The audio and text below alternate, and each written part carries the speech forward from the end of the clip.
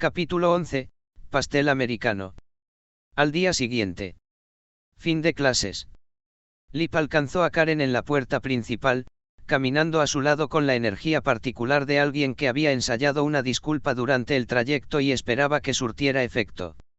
Hola, Karen. Se pasó la mano por el pelo. Sobre lo de ayer, lo siento. Fue un desastre. ¿Estás bien? Estoy bien, dijo Karen, ajustándose la mochila y siguiendo caminando. Lo dijo sin brusquedad, lo que de alguna manera hizo que sus palabras sonaran más graves que si hubiera estado enfadada. ¿Cómo está Ian? Lip exhaló. Está bien. V ayudó. Veronica Fischer, vecina, amiga de la familia y una mujer con la particular competencia de quien lo ha visto todo 2 veces, había manejado las consecuencias inmediatas con su habitual eficiencia y sin dramatismos. Está bien. Bien. Caminaron media cuadra en silencio. Lip tenía la expresión de alguien que sabía que tenía una pregunta de seguimiento que no era aconsejable. De todos modos, lo preguntó. Ayer, cuando tú, quiero decir, Ian. Buscó una construcción diplomática y desistió. ¿Hubo alguna reacción? Aún conservaba la esperanza. Ian era su hermano pequeño. Lip se guiaba por el principio de que los problemas tenían solución si se aplicaba suficiente presión y creatividad, un método útil para reparar motores y aprobar exámenes, pero profundamente contraproducente para comprender a las personas. Karen lo miró. Ninguno. Lo dijo con delicadeza, lo cual, en sí mismo, era una especie de respuesta. Lip asintió lentamente, asimilando la información. De acuerdo, dijo tras un momento. Se agachó, fingió revisarse el zapato y se enderezó. Escucha, si alguna vez necesitas ayuda con física de nuevo, te la daré gratis. Sin cobrarte nada. Hizo una pausa. Sé que no es muy bueno, solo quería decirlo. Karen sonrió. Era una sonrisa sincera, solo que más pequeña de lo habitual. Su padre no había vuelto a casa la noche anterior. La casa estaba demasiado silenciosa, de esa manera tan particular en que las casas se quedan cuando se supone que alguien debería estar dentro y no está. Gracias, Lip. Lo tendré en cuenta. Le hizo un gesto obsceno con 2 dedos y se dirigió rápidamente hacia su propia calle. Karen siguió caminando. Esa noche, Owen le dijo a Lisa que iba a pasar un rato en casa de un compañero de clase, se subió a su bicicleta y fue a casa de Karen. Había llamado con antelación. Ella lo esperaba en los escalones del porche cuando llegó, con la chaqueta abrochada y los brazos alrededor de las rodillas. Ella levantó la vista. ¿De verdad viniste? Dije que lo haría. Karen lo observó por un segundo, de la misma manera que lo había mirado al otro lado de la mesa del comedor, como si estuviera tratando de averiguar a qué categoría pertenecía. ¿Seguro que quieres ir a esto?, preguntó Owen. Parece que no te apetece mucho. Estoy bien. Se puso de pie, sacudió la cabeza con fuerza una vez, un gesto deliberado, como si estuviera despejando algo físicamente, y entrelazó su brazo con el de él. Vámonos. La casa Chuler. Se ubicaba al final de una calle sin salida en una de las zonas más tranquilas del lado norte, una casa grande de estilo artesanal con un garaje para 3 coches y la particular calidad de conservación propia de una vivienda cuyo propietario no solía estar en ella. La madre de Steve Chuler viajaba mucho por trabajo. Lo que significaba que Steve Chuler tenía acceso a una de las casas más bonitas del distrito escolar, ausencia de supervisión adulta y suficiente dinero para financiar una fiesta que empezó bien y terminó convirtiéndose en una historia aleccionadora de proporciones médicas. Steve era la linebacker, grande, rápido, el tipo de atleta cuyas cualidades físicas eran interpretadas por todos a su alrededor, incluso por él mismo, como una personalidad. No era, ni mucho menos, un mal jugador de fútbol americano. Era, en general, una persona agotadora. La combinación de una confianza desmedida, una total falta de autocrítica y una mezquindad particular que él confundía con humor había provocado que lo excluyeran discretamente de la mayoría de los eventos sociales de sus compañeros. Su solución había sido sencilla y muy estadounidense: si nadie lo invitaba a la fiesta, él mismo la organizaría. En su casa. Gratis. Nadie rechazó algo gratis. Para cuando Owen y Karen llegaron a la entrada, la calle sin salida ya estaba medio llena de bicicletas aparcadas y algún que otro coche, y un flujo constante de adolescentes elegantemente vestidos entraba por la puerta principal. Owen divisó al menos a 3 estudiantes de secundaria en la fila. Esteve, desde su puesto en la puerta, hacía la misma evaluación, a los chicos los miraban con severidad y los dejaban pasar, a las chicas les dejaban pasar. Esteve los vio venir y los empujó desde el marco de la puerta.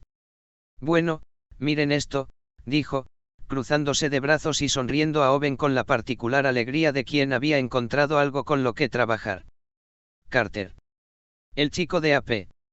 ¿De verdad saliste de la biblioteca el tiempo suficiente para venir a una fiesta de verdad? Vengan todos a ver esto.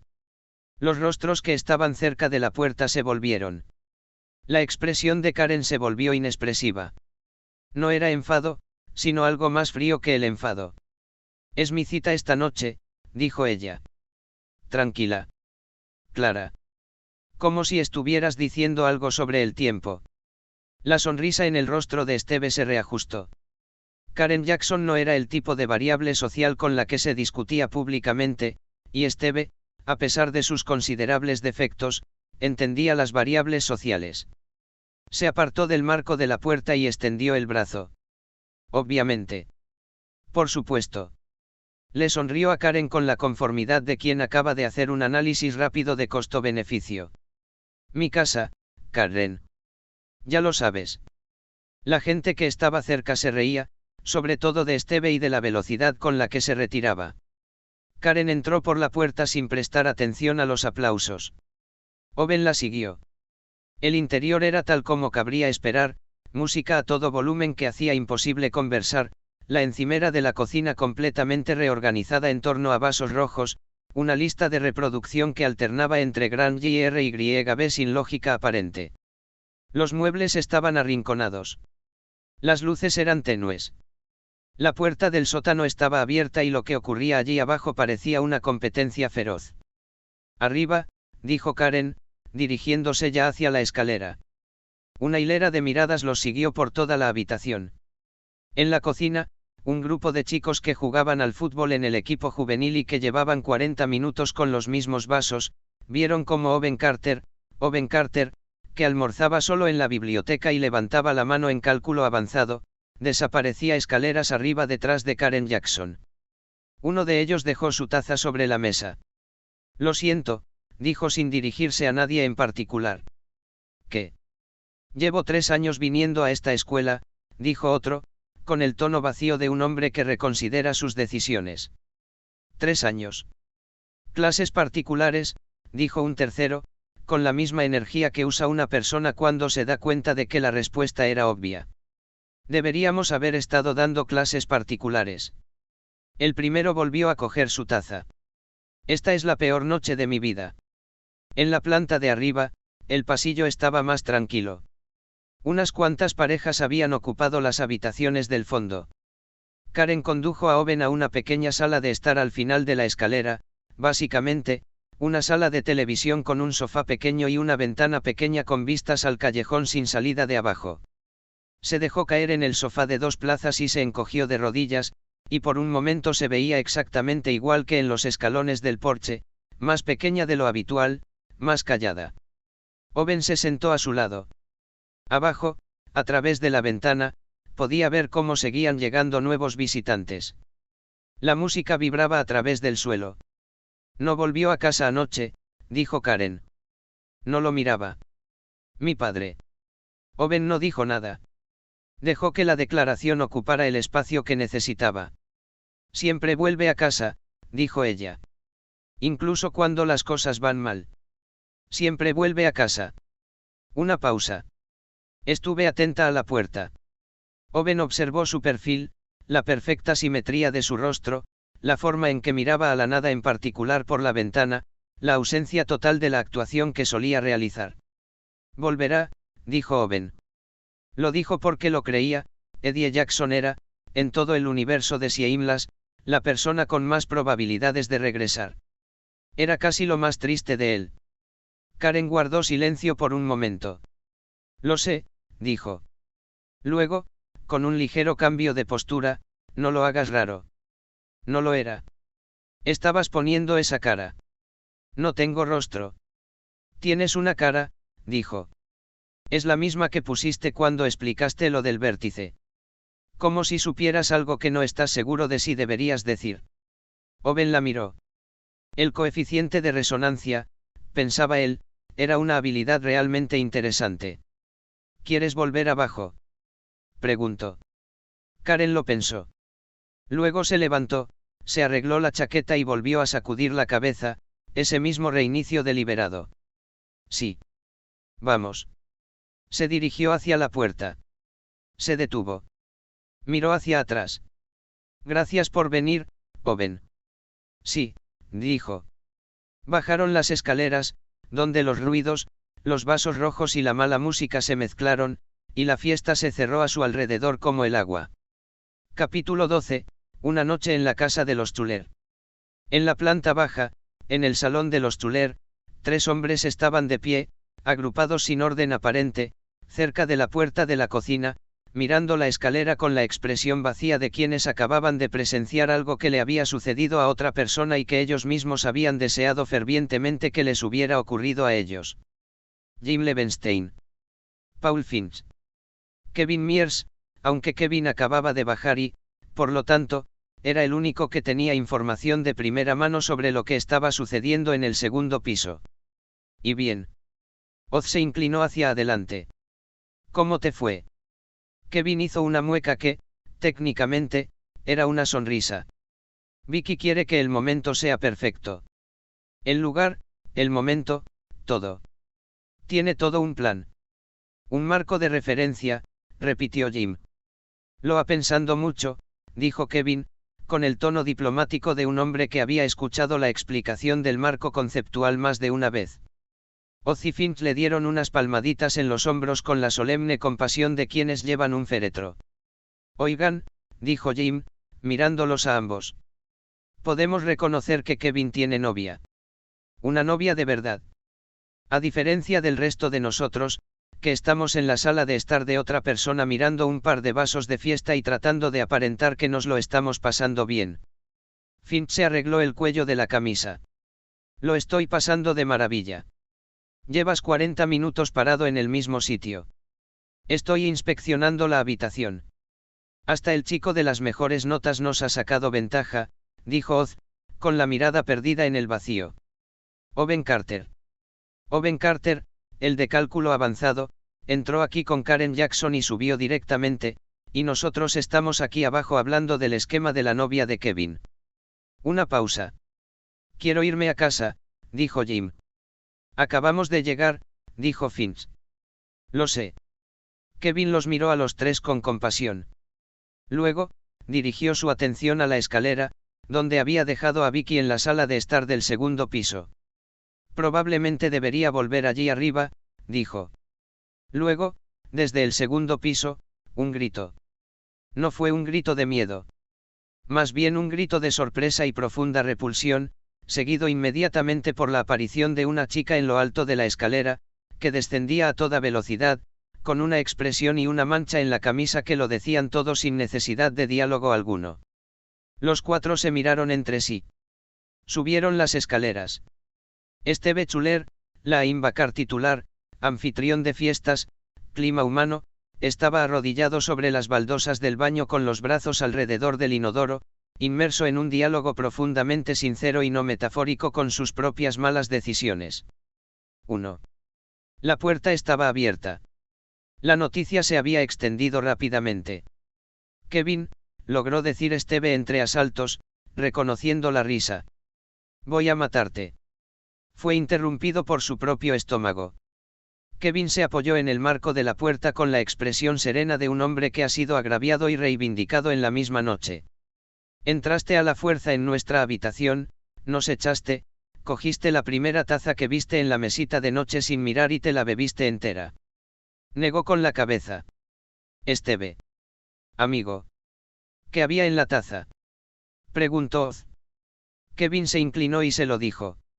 La reacción fue inmediata. Jim se dobló de dolor. Finch, que se enorgullecía de su compostura, la perdió por completo. Oz tuvo que sentarse en el suelo del pasillo. Kevin los observó a todos con la satisfacción de quien no había planeado aquello, pero estaba dispuesto a aceptarlo como justicia. Esteve, jadeó Oz, señalando, incapaz de articular una frase completa. La expresión de su rostro cuando se dio cuenta. Comenzó Kevin, pero no pudo terminar la frase porque se estaba riendo demasiado. Esteve, incapaz de tomar represalias e incapaz de marcharse, permaneció exactamente donde estaba. La noticia se extendió por la fiesta en apenas 90 segundos. Llegó a los teléfonos de personas que no habían asistido. Padres de 3 hogares distintos quedaron desconcertados por los ruidos que provenían de las habitaciones de sus hijos a las 10:30 de la noche de un jueves. Luego, desde la habitación al final del pasillo, se oyó música. No es de un altavoz. En directo. Una voz, que comenzaba baja, cálida, casi conversacional. Amarte es fácil, porque eres hermosa. Jim dejó de reír. Oz levantó la vista del suelo. Finch se enderezó. El pasillo se fue quedando en silencio por etapas, como una ola que retrocede desde su origen. Hacer el amor contigo es todo lo que quiero hacer. La gente salía de las habitaciones. Se dejaban llevar por el sonido. Las chicas aparecían de la escalera, del salón, de donde quiera que hubieran estado, moviéndose lentamente, inconscientemente, como la gente se mueve hacia algo que no puede nombrar pero que puede sentir. Kevin encontró a Vicky en el pasillo, ya estaba allí, con los brazos cruzados sobre el pecho y la cabeza ligeramente ladeada. Vicky. Todas las chicas del pasillo se giraron y lo miraron al mismo tiempo. Cerró la boca. La canción fue creciendo. La voz encontró su límite y luego, increíblemente, siguió adelante, una nota que no debería haber sido sostenida, que superó el punto donde los cantantes profesionales se detienen y continuó ascendiendo de todos modos, clara, desenfrenada y completamente espontánea. La multitud en el pasillo se agolpaba. Alguien abrió la habitación de invitados contigua para que los que no cabían pudieran apoyarse contra la pared compartida y escuchar a través de ella. Nadie habló. Nadie se fue. Esteve Chuler, que seguía en el baño, se había quedado completamente en silencio. Según el reloj de Jim, que revisó 2 veces porque no se fiaba de la primera lectura, duró poco más de 1 hora. Más tarde. Afuera. La fiesta se disolvió poco a poco, la gente se marchaba en pequeños grupos, más silenciosa que cuando habían llegado. El callejón sin salida de Chuler estaba frío y despejado, y Chicago a finales de otoño no admitía excepciones en cuanto a la temperatura. Kevin acompañó a Vicky hasta la salida. Su mejor amiga, Jessica, se puso a su lado, con las manos metidas en los bolsillos de su chaqueta. Durante media cuadra nadie dijo nada. Eso, dijo Jessica finalmente, no era algo normal. No, asintió Vicky en voz baja. He salido con muchos chicos, dijo Jessica, con la mirada fija al frente, y su voz adquirió el tono de quien llega a una conclusión inesperada. Muchos. Jamás, ni una sola vez, había oído algo así. Ni de cerca. Una pausa. Karen Jackson, precisamente. Parecía muy contenta, dijo Vicky. Había cierta cautela en su voz. Estaba feliz, dijo Jessica. Todos oímos lo feliz que estaba. Miró a Vicky de reojo. Por cierto, ¿cómo va lo de Kevin con el proyecto del marco? Vicky guardó silencio por un momento. Voy a hablar con él mañana, dijo. Jessica asintió una vez. Buena idea. Caminaron media cuadra más. Las farolas formaban charcos naranjas sobre el pavimento mojado. Un tipo así no se va a quedar para siempre en la órbita de Karen Jackson, dijo Jessica, más para sí misma que para Vicky. Solo digo. Vicky alzó la vista hacia el cielo, la noche de Chicago, de un color gris ámbar debido a la contaminación lumínica, con algunas estrellas que, a pesar de todo, lograban asomar. Sí, dijo en voz baja. En la habitación al final del pasillo, la música hacía rato que había cesado. La casa estaba casi vacía. En algún lugar de la planta baja, Steve Chuler estaba tumbado en su sofá con una toalla fría en la cara, lo que podría ser consecuencia de los acontecimientos de la noche o una metáfora de los mismos. Owen estaba sentado al borde de la cama, con la espalda apoyada en el cabecero, mirando al techo. Como era de esperar, el sistema lo había estado rastreando todo. Dueño. Sí. La probabilidad de obtener la tarjeta comodín aumenta entre los tres contactos secundarios, Vicky, Jessica y Kevin. Owen asimiló eso. American Pie, pensó. Justo delante de él, Jim, Oz, Finch, Kevin, Vicky, todo el elenco, tal como lo anunciaban, solo que más auténtico y un poco menos cinematográfico en persona. Seguía siendo gracioso. Seguía siendo doloroso, como siempre lo era un poco ver la sinceridad adolescente. Pero real. Todo aquello fue mucho más real de lo que la versión televisiva podía ofrecerle. Tomó nota, le dijo al sistema. Afuera, Chicago quedó en silencio, como solo sucedía después de la medianoche, cuando incluso la ciudad decidía que ya había dejado claro su mensaje del día. Capítulo 13, la mañana siguiente. Escuela secundaria North Shore. Chicago. A la mañana siguiente. 1. Owen ató su bicicleta al aparcamiento y se dirigió hacia la entrada principal. Luego se detuvo. Un grupo de chicas de penúltimo año cerca de las escaleras lo vieron, se quedaron calladas e inmediatamente entablaron una conversación en voz baja, dos de ellas miraron hacia atrás por encima del hombro con expresiones que oscilaban entre la curiosidad y la incredulidad. Una chica de segundo año con la que nunca había hablado le hizo un pequeño gesto con la mano desde el otro lado del estacionamiento. Otra chica que reconoció de la clase de inglés avanzado le llamó la atención, apartó la mirada rápidamente y luego volvió a mirarlo. Siguió caminando. Para cuando cruzó la puerta principal y recorrió el primer pasillo, había contado 11 interacciones distintas que no habían existido en su vida 24 horas antes, saludos con la mano, asentimientos, un hola, Owen, extremadamente entusiasta de una chica cuyo nombre estaba casi seguro que empezaba con B, y otra chica que simplemente se detuvo por completo y lo miró con la boca ligeramente abierta hasta que su amiga la jaló de la manga. Ah, pensó Owen. La fiesta. Por supuesto.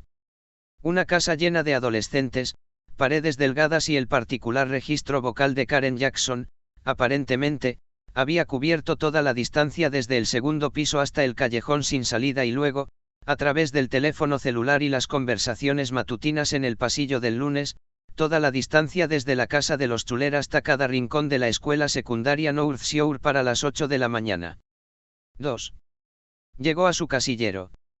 El chico del casillero contiguo al suyo, un estudiante de último año que jamás había reconocido la existencia de Owen, se giró, lo miró y asintió lentamente, con solemnidad. Un asentimiento que tenía un significado específico.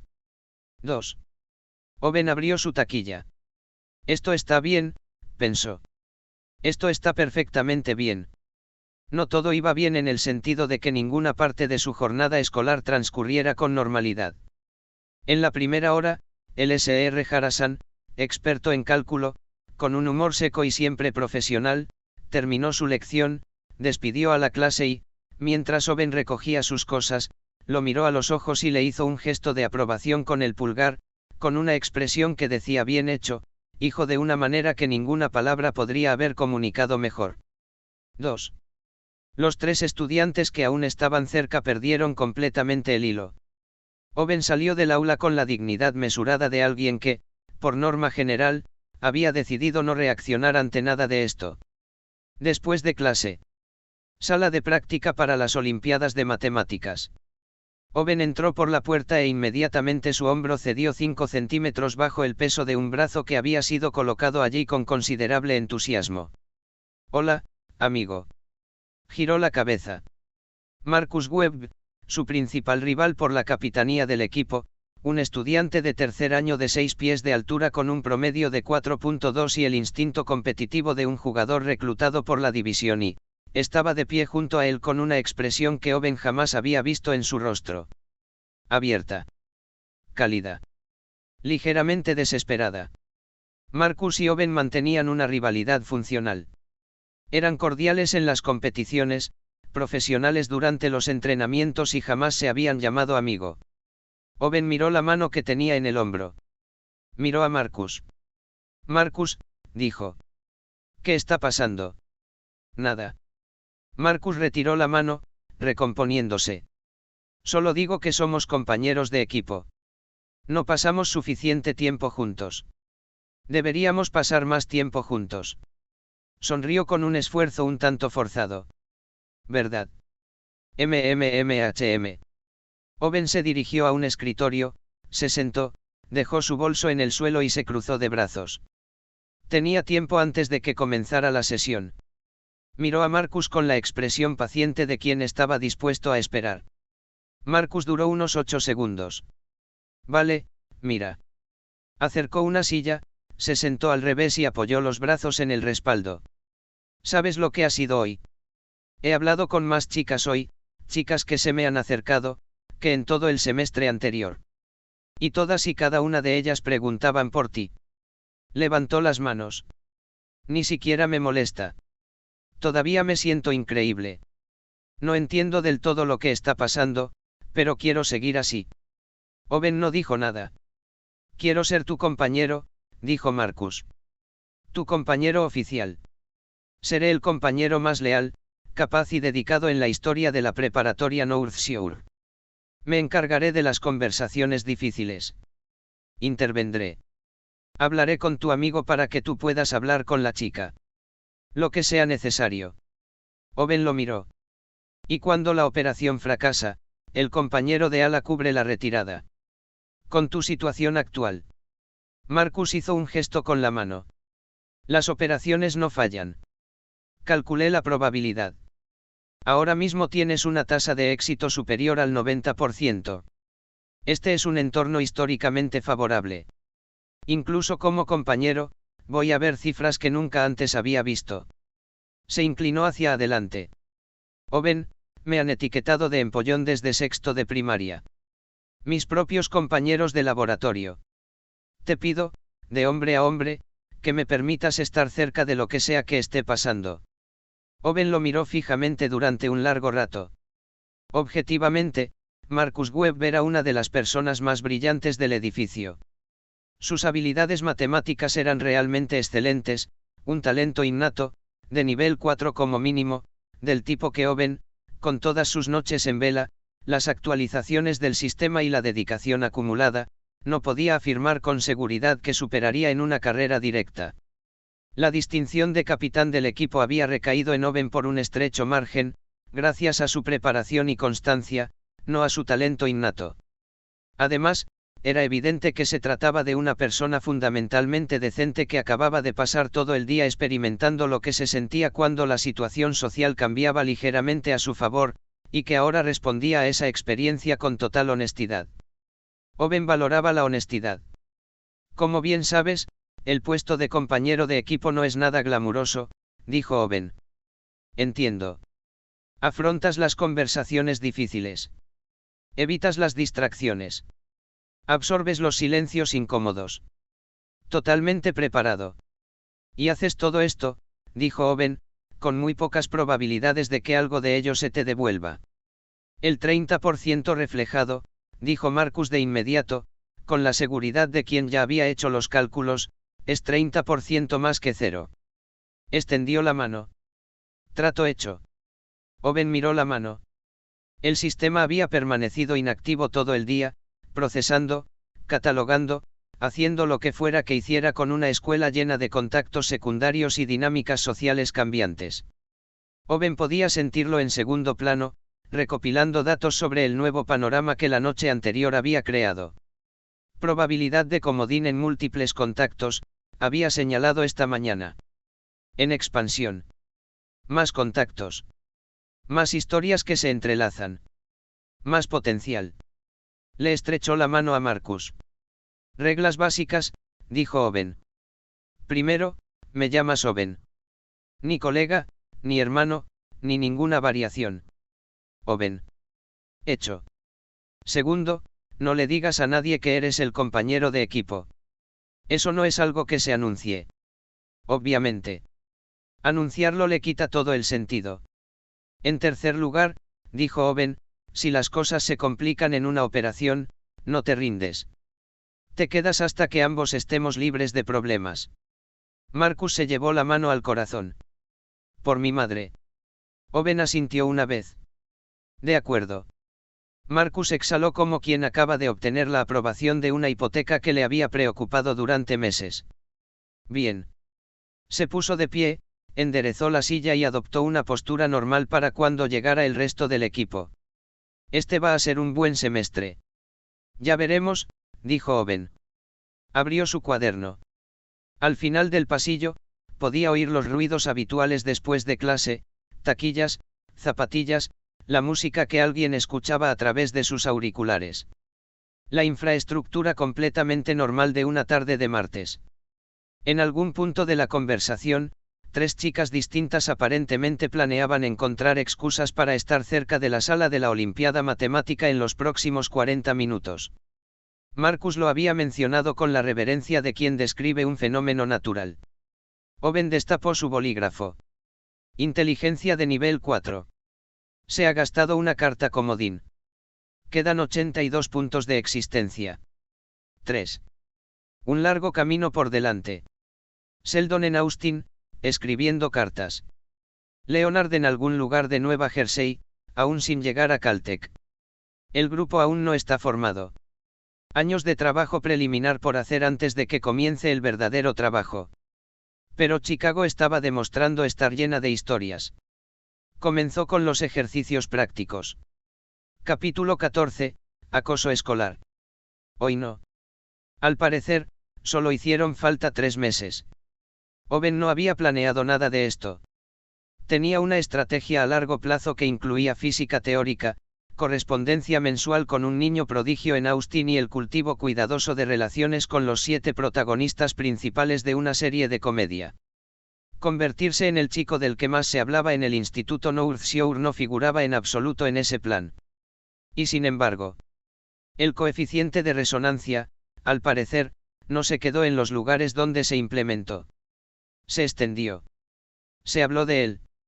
Adquirió una reputación totalmente independiente de la persona a la que pertenecía, y esa reputación, una vez establecida en el entorno de una escuela secundaria, se multiplicó como lo hizo el interés, discretamente al principio, y luego de repente.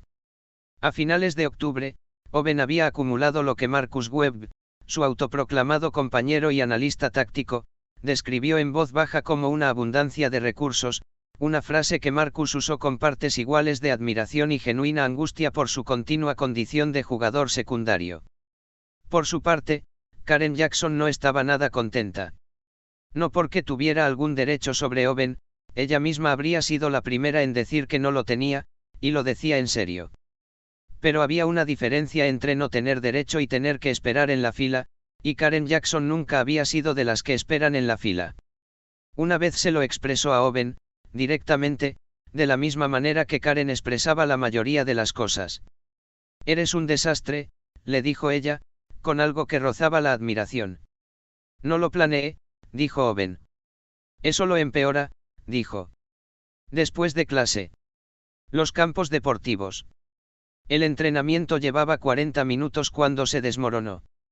Steve Chuler, recuperado del incidente ocurrido en su propia fiesta y con su tono de voz habitual, recibió un golpe que claramente llegó tarde, claramente intencional, y se dio la vuelta con el casco medio quitado y completamente enfadado.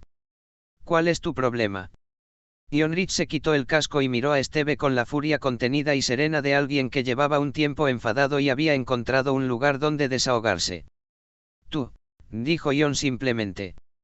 Compañeros de ambos equipos aparecieron para evitar que la situación escalara, que era lo que hacían los compañeros, no porque alguien quisiera evitarlo especialmente, sino porque una pelea en el entrenamiento tenía consecuencias administrativas. Nos vemos luego, dijo Steve, señalando. Cuando quieras, dijo Ion, y se dejó llevar hacia atrás. Pero entonces Steve, porque Steve tenía una relación muy coherente con el concepto sea cual sea tu problema, Rich, no tiene nada que ver conmigo. Alguien te robó a tu novia, oh. Ion se quedó quieto. El tipo de quietud que era peor que el movimiento.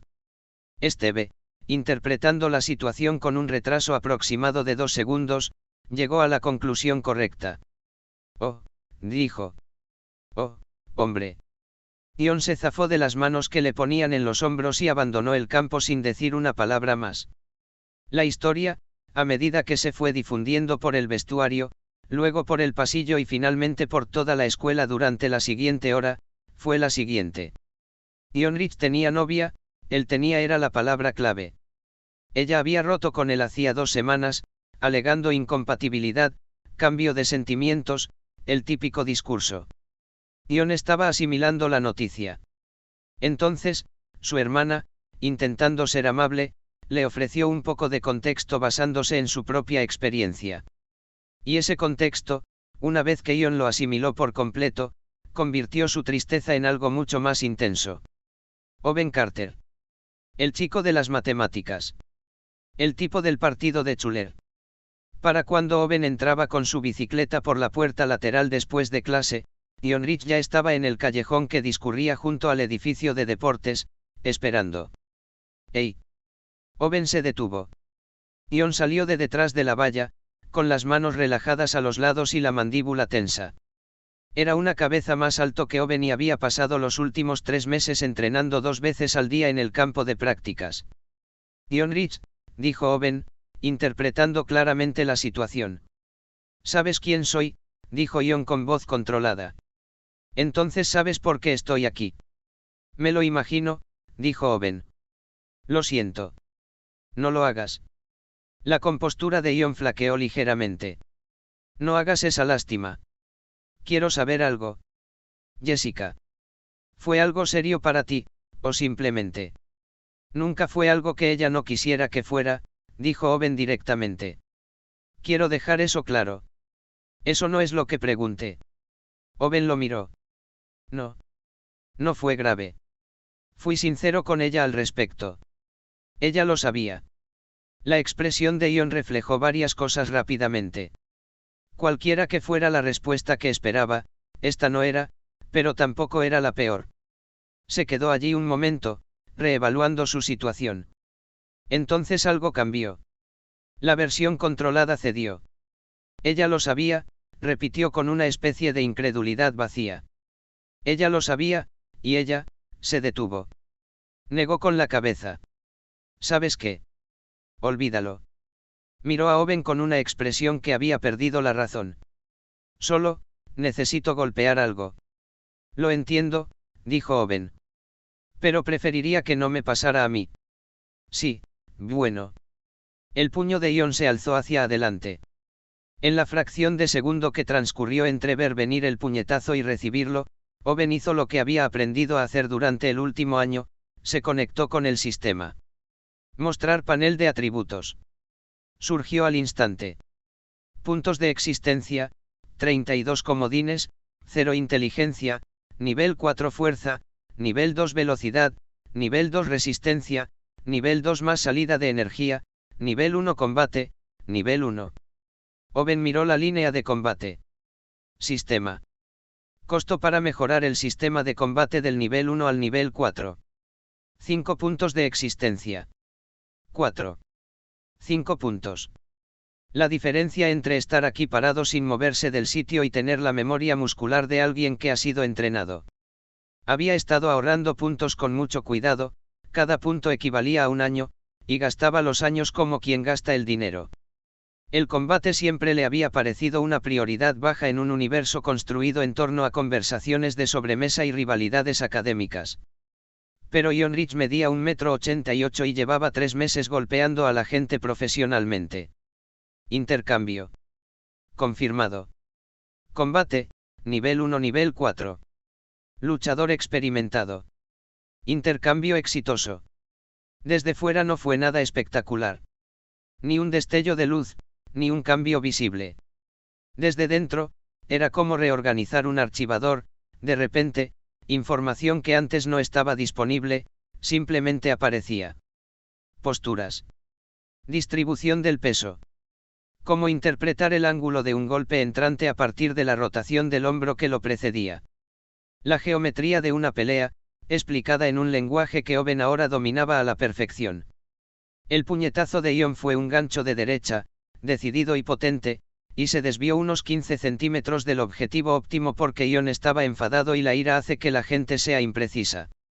Owen dio un paso a la izquierda, no hacia atrás, sino a la izquierda, que era la dirección correcta, dejó pasar el puño junto a su oreja derecha con unos 7 centímetros de margen, agarró el brazo extendido de Ion por la muñeca, redirigió el impulso y usó el propio movimiento hacia adelante de Ion para hacerlo girar 180 grados contra la cerca de alambre. No fue difícil. No hubo lesiones. Simplemente, se detuvo. Ion permanecía de pie junto a la valla, algo desconcertado, respirando con dificultad. Owen soltó su muñeca y dio un paso atrás. No voy a pelear contigo, dijo Owen. Esto no tiene por qué ser así. Ion se giró lentamente. Miró a Owen con una expresión que había trascendido la ira para convertirse en algo más complejo, sorpresa, replanteamiento, la particular decepción de alguien que había esperado una confrontación y descubrió que esta no era posible. ¿Cómo lo supiste? Se detuvo. Miró a Owen de otra manera. ¿Has recibido entrenamiento? Algunos, dijo Owen, lo cual era técnicamente cierto hacía aproximadamente 15 segundos. Ion se apoyó contra la valla. Le faltaba un poco de aire. ¿De verdad lo sabía? Preguntó en voz más baja. Sí, lo hizo, dijo Owen. Creo que lo decía en serio, sin importar lo que te dijera. Esa parte no tenía que ver conmigo. Ion bajó la mirada. Apretó la mandíbula. Asintió lentamente una vez, con la expresión de quien recibe información que necesita pero no desea. De acuerdo, dijo finalmente. De acuerdo, dijo Owen. Se quedaron allí un momento en el callejón, los sonidos del campo de atletismo aún se oían débilmente desde el otro lado del edificio, mientras Chicago seguía con su rutina más allá de la valla. Ion se apartó de la valla de tela metálica y recogió su casco del lugar donde lo había dejado. No lo vuelvas a hacer, dijo. No era una amenaza, solo una afirmación. Te entiendo, dijo Owen. Ion salió del callejón. Owen esperó hasta que estuvo a salvo, luego exhaló lentamente y miró hacia el cielo del atardecer. Puntos de existencia, 27. 27 años.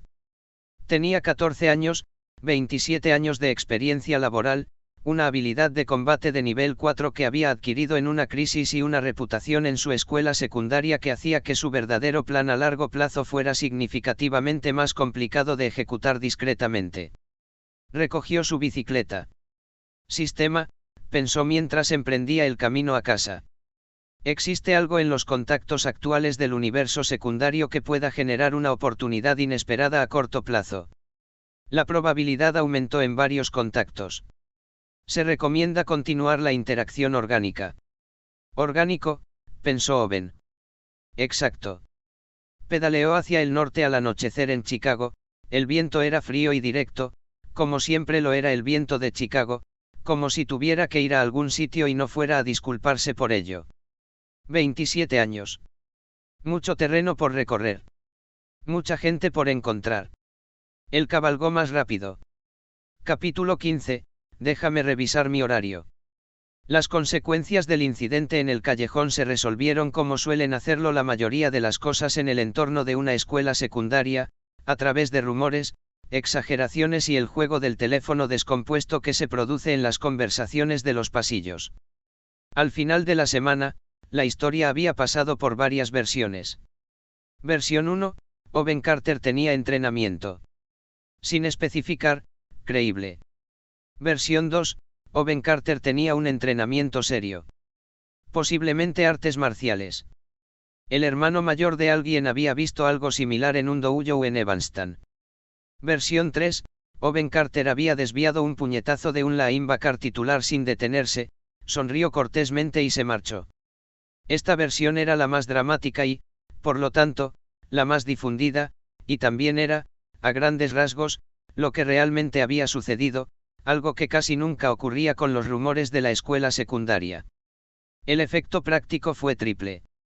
En primer lugar, el pequeño grupo de hombres que habían estado discutiendo en voz baja si la reciente reputación de Owen justificaba algún tipo de respuesta coordinada disolvió discretamente esa discusión. Segundo, Dion Rich, hay que reconocerlo, no organizó una revancha. Fue a la escuela el lunes siguiente, saludó a Owen con un gesto de cabeza en el pasillo, el gesto de alguien que ha procesado algo y lo ha archivado, y ahí terminó todo. Tercero, la agenda de Owen se complicó aún más, porque al parecer ese fue el detalle que hizo que varias chicas que antes estaban indecisas pasaran de estar interesadas a intentarlo activamente. Marcus Webb, quien siguió de cerca todo esto desde su posición como asistente oficial, ofreció su evaluación durante el entrenamiento olímpico del jueves.